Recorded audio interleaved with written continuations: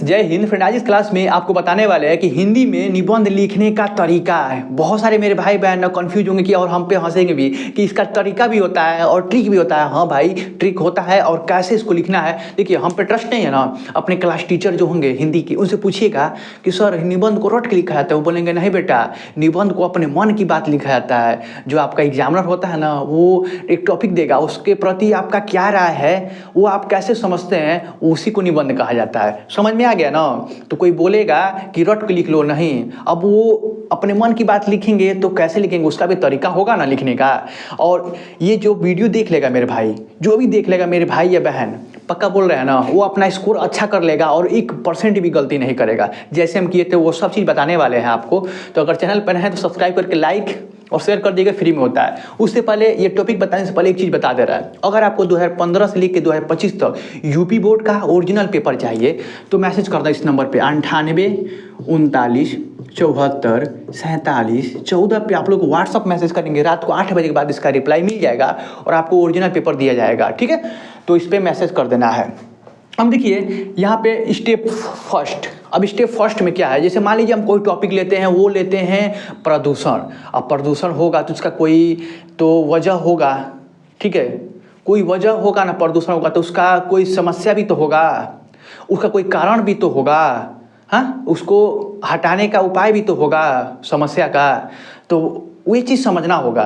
देखिए, प्रस्तावना में क्या लिखा आता है, पहला स्टेप है प्रस्तावना। ये हेडिंग बनाना है प्रस्तावना, और उसमें क्या लिखना है। मान लीजिए प्रदूषण पर हमको निबंध लिखना है, तो बड़ा चीज़ को छोटा चीज़ में लिख देना। जैसे हम लिख सकते हैं प्रदूषण एक गंभीर समस्या है।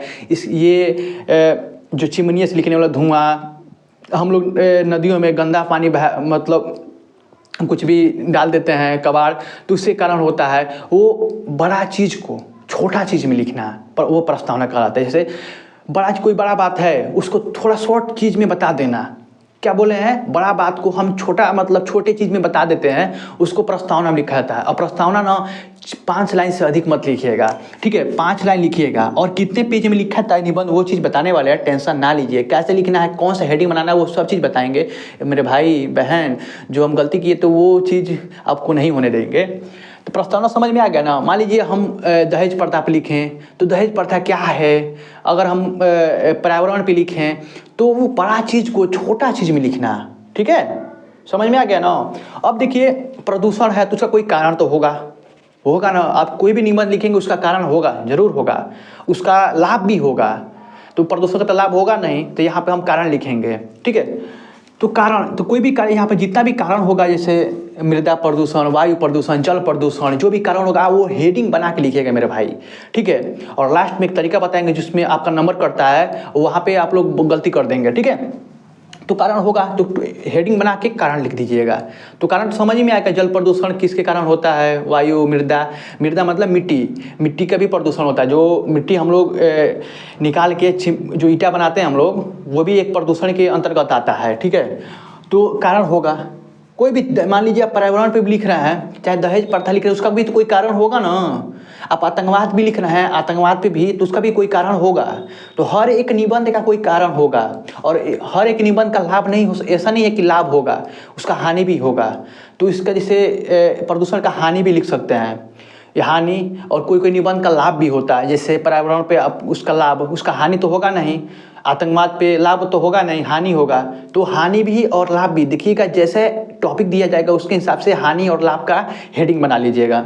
समझ में आ रहा है ना। अब देखिए यहाँ पे उपाय, अब इसका जो प्रदूषण है इससे बचने का उपाय भी तो होगा, अरे भाई।